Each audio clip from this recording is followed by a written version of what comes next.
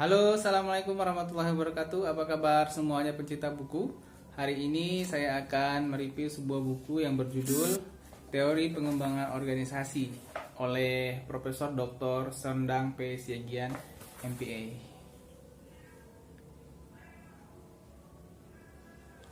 Jadi teman-teman semua, buku ini saya rekomendasikan pada teman-teman dan juga mahasiswa saya yang mengambil mata kuliah dasar-dasar pengembangan organisasi untuk dijadikan sebagai buku referensi.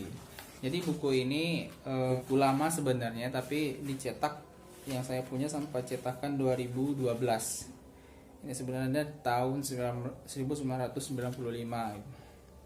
Tapi masih dicetak dan cukup relevan untuk digunakan untuk teman-teman dan mahasiswa yang ingin mencari ilmu pengetahuan tentang pengembangan organisasi. Jadi langsung saja teman-teman semua pencinta buku, di buku ini ada 269 halaman. Nah, seperti yang kita ketahui ya terus berubah. Salah satu faktornya disebabkan oleh perkembangan teknologi. Nah, dalam melakukan perubahan-perubahan tersebut tentunya ada resisten ya, ada hambatan-hambatan dalam melakukan perubahan. Nah, oleh karena itu buku ini sangat penting karena dari tuntutan perubahan dan kita harus berubah, tentu kita harus paham teori-teorinya bagaimana agar perubahan tersebut berjalan smoothly, berjalan dengan lancar. Nah, di buku ini bab 1 ya membahas tentang ada pendahuluan ya. Di buku ini terdiri dari 10 bab. Bab pertama tentang pendahuluan yang berisi faktor-faktor penyebab perubahan terencana, model perubahan organisasi.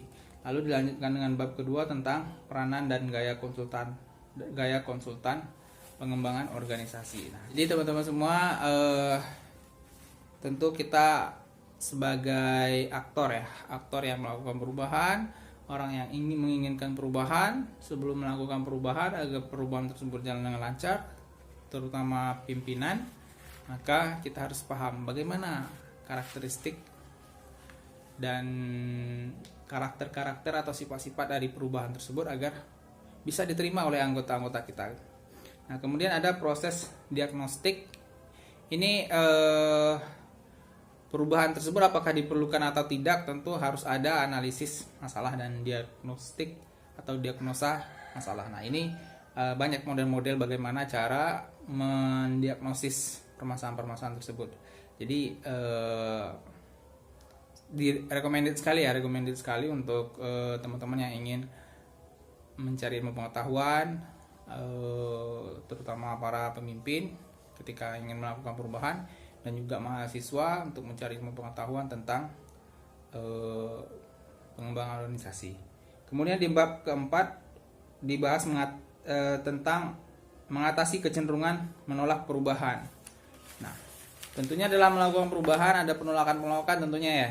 Dan tentu orang yang terobsesi ingin melakukan perubahan ke arah yang lebih baik tidak serta-merta mengalah dengan hambatan-hambatan tersebut, dengan penolakan tersebut.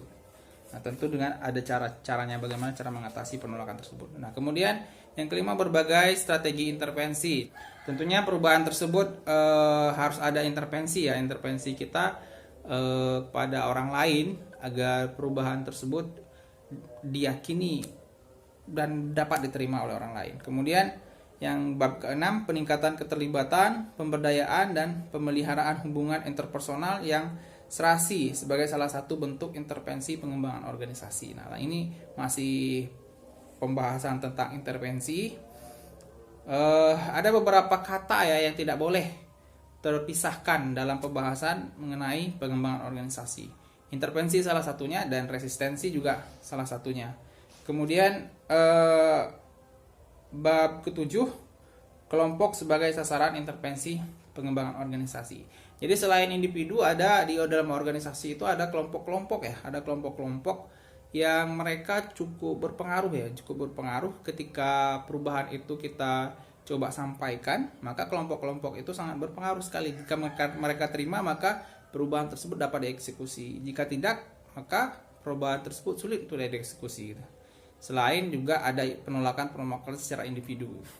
Tapi kelompok ini ya kumpulan dari individu-individu ya. Kalau seandainya kita mampu melakukan pendekatan, maka kelompok-kelompok ini bisa menerima dengan perubahan yang kita usulkan ya.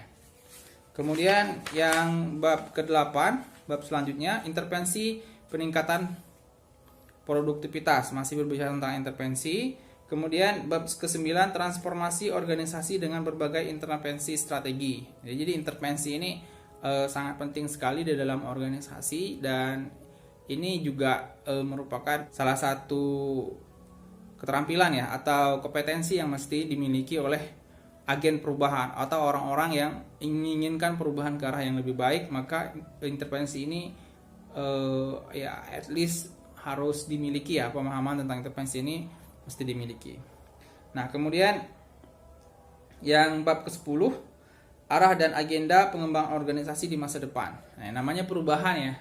Perubahan itu always talk about the future, selalu berbicara tentang masa depan.